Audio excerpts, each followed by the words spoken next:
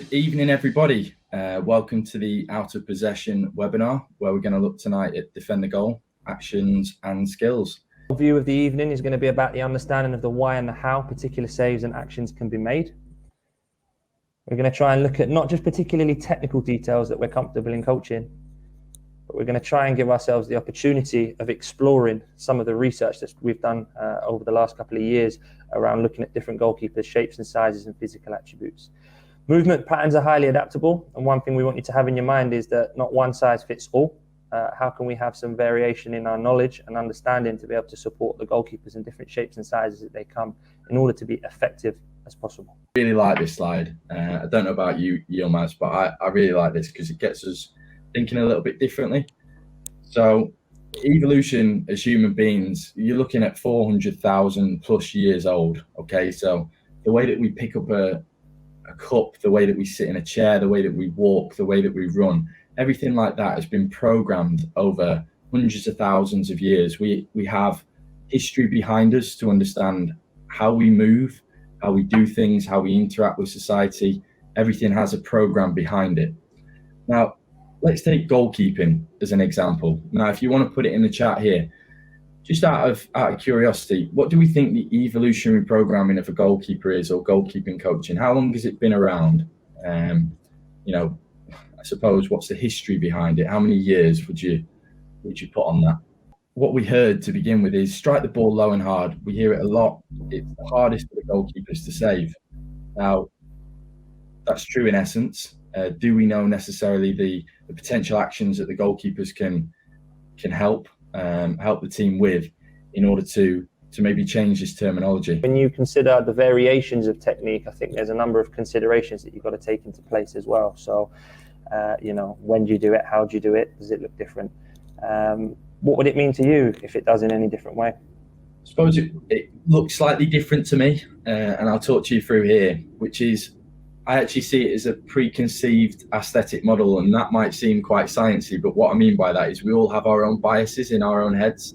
So how something should look and how something should be done. Now, that might be really useful in a closed skill environment. So if we think about a golf swing, or we think about snooker, they're all closed skills. There's very limited movement that's happening within the game. So you might have a model to achieve something. Now, there's going to be individual differences for every single player that's playing there. We definitely have a bias towards how something should look. That's innate in us. That's whether it's looking at goalkeeping or whether it's looking at something in society. We have those biases. Now, the movement, shape and action of whatever we're producing, whether it be the W technique or whether it be the basket catch or however it looks, they're all individual and based on personal constraints. So if we look here in England, we might use the W catch is quite commonly known, but out in Denmark, it definitely looks different. Does that mean that their technique is different to our technique, and is it wrong? I'd just say it's definitely probably the environment to which they've been brought up in. So skill is really task specific, There's no one size fits all. So we become very good at certain things if we repeat it under the same conditions. So I can give the easy example in goalkeeping, and I've said this a few times on podcasts and different things, but the easiest thing to see in goalkeeping is potentially the volley, because it is such a closed skill. It's very similar. The goalkeeper knows what's going to happen every single time, and the goalkeeper can perform the required technique for that. So they will become very good at certain things, which might be the catch in that situation, if it's repeated over and over and over again. Now, what we probably need in the game and in goalkeeping, and you can see those that are playing at the top level, especially here in England, we need a variety of context, so more representative, more game-like for them to exploit different skills. So as an example, we hear a lot, and I've definitely said this in the past, you need to move your body into line at times, or technique didn't look quite right, the hands need to be in a better shape, etc. But was it effective? Did the goalkeeper, were they able to resolve the situation that was in front of them? Did they find a solution? Yes, they did. Can they do that on a consistent basis? And that's the real key thing for me. The skill becomes part of consistency. What we'd like you to do is just have that in a consideration. And what we want to do is, as we collate it into the project and go into more depth around some of the defending the goal actions, we want you to have a real focus on the three that you can see that's highlighted. The opportunity of the project was instigated around a taller goalkeeper or an individual making a comment around, well, a taller goalkeeper struggles to get down for lower saves and they find it harder. And what that instigated is a lot of conversations between the sort of study group as such, was around, well, what's the reasons behind it? What can we do as coaches to help? But more importantly, how do we look at some of the similarities and differences between what could be elite goalkeepers or grassroots goalkeepers? And what we did was, when we looked at the low saves in particular, we found that there was probably three variations of types of saves or zones of saves, which instigated in the discussion. Zone one being around use of lower bodies. So for some of those in the room, the language of a foot save may be quite common. So how do they use different variations of feet when the hands may not be ideal? But then what happens when the ball isn't in and around your body, but maybe slightly on the outside, which is really the grey area as such, where some goalkeepers may find it more challenging, and how can we give them some opportunities to be more efficient and effective, in particular looking at some of the information we're going to go in later about the sweep. But then more importantly, how can we improve and understand, well, what differences are made when we're looking at zone 3, which is the extended save. So when the reach may not be ideal, or it's a shot where it's a full-on extension, how can we improve the goalkeeper's capabilities to be effective with different solutions that they have? So as you can see here, like we said, the zone 1 saves are when the hands may not be ideal. We will try and show these clips again, and we'll go into more further depth as we go through, but it's just to give you a visual idea of what we mean by the hands might not be ideal and the zones being in and around the line of the body for the goalkeepers to choose different solutions of effectively defending the goal. And like we mentioned, there'll be a variation of clips at different levels. So what does it look like as what we would define as the elite of Premier League, Champions League, international football? And as we go down the pyramid, how does that vary for some different goalkeepers of different shapes, different sizes? This is zone 2. So this is where the foot save might no longer be ideal, when the balls may be outside the line of the goalkeeper's feet and reach, maybe outside the line of their shoulders. And as we said to you earlier, recognition of the lack of time, and more importantly, the capability of speed. I want you to have a real clear clarity of some of the physical attributes that are required for execution of these actions to be as effective as possible. And then, like we said, zone 3, looking at it when the extension and the hand might not be ideal. So the extension might not be ideal, and we're looking at the extension of a full stretch for the goalkeepers to make effective saves. And like we said, from different levels of football, from international football to lower divisions, and the different ways in which that could be effective. When we look at zone 1 lower body, this particular part, how can you meet the ball? These are almost like the stable factors within this save. And what I mean by the stable factors are factors in which the goalkeeper or they're going to produce, and they're going to produce on a regular basis. Now, regardless of whether you are elite level goalkeeper or, you know, working at the base of the pyramid, these are things that you're probably going to see throughout the entire goalkeeping world. So ground contact, you have to create an anchor. By creating an anchor, it allows a balanced approach, and it allows you to have a point of contact and a versatility in which you can then move from, essentially. But when we look at it here, the head and the arms essentially are leading the body. There's a balanced approach, it's forward, and that's really, really key. So whenever we're coaching and we're going into the granular details with our goalkeepers, it's really important that we're not just focusing on the foot, but we're focusing it from a whole body approach. And then essentially these key little words that you might be going after with your goalkeeper, so the push, the intent of the foot to, again, meet the ball. It's the same as the hands. You would coach a goalkeeper, whether they were 9 or whether they were 37, to meet the ball. And it's the same thing with a foot save. So if you want to encapsulate that and take it away, it's effective.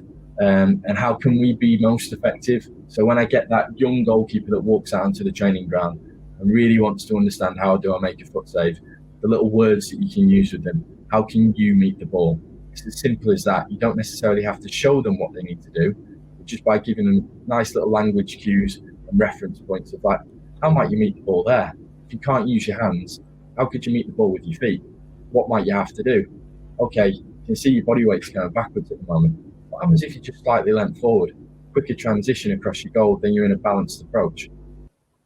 What we do want to do is use the leg, so the foot contact, as Ant talked about earlier, is having that adaptability. So the importance of the leg and the trunk having a real contact of generating some force to be able to really make sure that the barrier behind the ball in terms of the contact is strong and sturdy. So the heads and the hand play an important part in being able to stop the ball from going backwards and the goalkeeper being able to trunk forwards.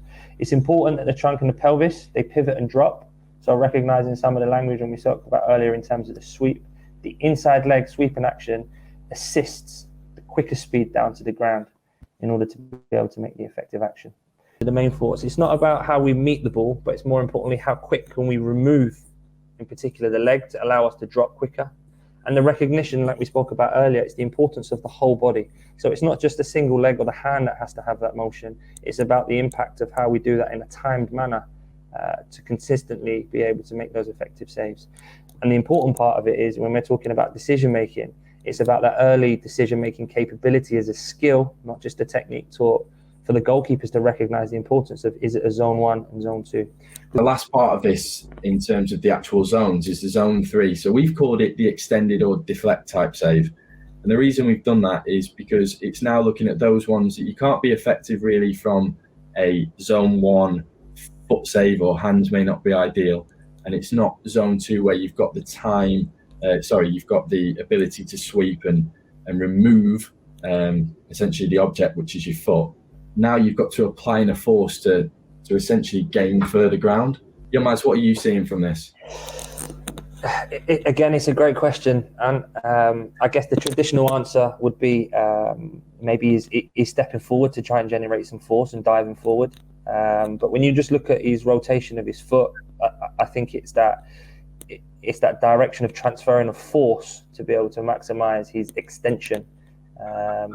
Which I know you're going to go into a bit further later detail, but you can see the balance in his movement to try and really give him the full extension. So when he is transferring force from his lower limbs into his upper limbs, to be able to have full extension, it gives him the capability to be able to defend the goal to a greater use.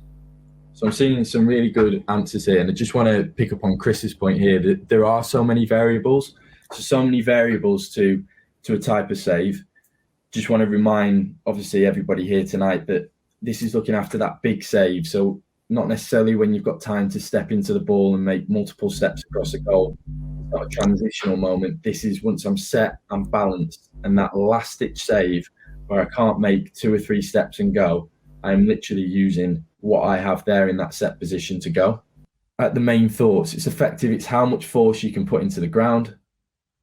Whole body approach. So the furthest foot initiates the dive, followed by an explosive foot drive from the leg nearest to the ball. And then the decision making, like I've spoken about in the past, it's the timing of that jump and the landing prior to the dive. All goalkeepers are going to have something in a slightly different way. It's recognizing what that is and how can we best achieve essentially the outcome that they need. I definitely agree. I do think the statement is correct. And that's something that we as goalkeeping coaches need to consider, because if you're working with a group of 3 or 4 goalkeepers, the guarantee is that you're not going to have the same size, the same physical attributes that they're all going to have as a super strength to be able to execute them. And I think it's important for us as coaches to have that variety and flexibility to be able to kind of, I guess, coach them differently within those zones for some effective solutions. So I guess that's going to lead us on to, well, we've spoken about all of this. How do we deliver this to our goalkeepers? Because there's been quite a few questions of, well, how do I coach it then? You know, what does it look like? How do I achieve this? How do I teach my goalkeeper to be able to be effective in these solutions? And I think the answer to that is kind of digesting the differences between the zones, and it's important that they're completely different movements. They're not the same. Many of you in the chat may have seen this before, looking at our practice spectrum, and it's important to understand the rewards wherever you go on the practice spectrum. So just out of curiosity for those listening in, just throw some numbers out there for where you see yourself as a coach predominantly coaching if you were to plan a session right now for 3 or 4 goalkeepers this evening. So as you see on the left, as Ant has spoken about, announced service is about the goalkeeper being aware of both the service and in particular the practice structure. So for example, that might look like I'm going to strike off this angle and I'm going to kick it exactly here. And what I'd like you to do is move into line, make a save and choose the right choice of save, whether that's a zone 1, zone 2 or zone 3 action solution for the goalkeeper. As we move up the spectrum in the unannounced section, one of those is unpredictable. So that might be the practice structure. So there's some unknowns to that, or the service type might be unknown. And what we tend to have is, as we work up the spectrum, you get higher amount of actions, you get greater decision making, and the closer and the higher we go up, we increase the realism of practice to make it closer to the game. And as you can see from 7 above, there is the goalkeeper is unaware of both practice structure and service type, and this leads to higher actions and lower repetitions. Maybe there's a greater number of decision making and stresses towards the goalkeepers to make them as close as you can to the game. And then more importantly, like we said, we want to try and make it as close as we can to the game, where they have to execute their actions and solutions based on all of the information that they can process and take on board. And what I have said is to the goalkeeper is I'm going to go down to your right, and they're already producing the action to be able to go into that. Whereas in the B section, in the unannounced, is that they don't know the type of serve they're going to get.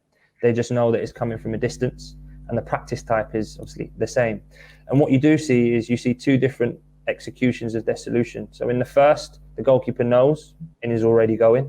Whereas in the second, they're using every last second they can in order to be able to observe the information to be effective. So as you can see on the left of the unannounced section, is the goalkeepers executing the save with their hand and it's away. In a similar concept on the unannounced element, they are standing up as late as possible. But even though the ball goes into the same area, the solution's different. What's right? What's wrong? Well, in both situations, they make an effective action to defend the goal. So there isn't a right and a wrong. But what there is we're giving the goalkeeper as much information as possible within our practice structures to make them make the decision for the solution that they decide to be as effective as possible. And as you can see on the right, being able to delay as late as possible and the opportunity of extending, like we have looked at in terms of some of the foot save solutions, is about the use of using the whole body and being able to go forward. Yeah, so we're just going to have a look here at perception action coupling, and hopefully that'll try and bring everything together that we've been speaking around. That I suppose learning or becoming more attuned to information available which is relevant to movement and action. So when we perceive something in the environment, we innately act on it. The hardest part, and that's where we break it down from an announced point of view, is perception and action aren't coupled necessarily. You've got a perception of something that might not occur in the game and an action that probably does occur in the game. And if the two aren't coupled together, the transfer into a game will be really, really hard to achieve.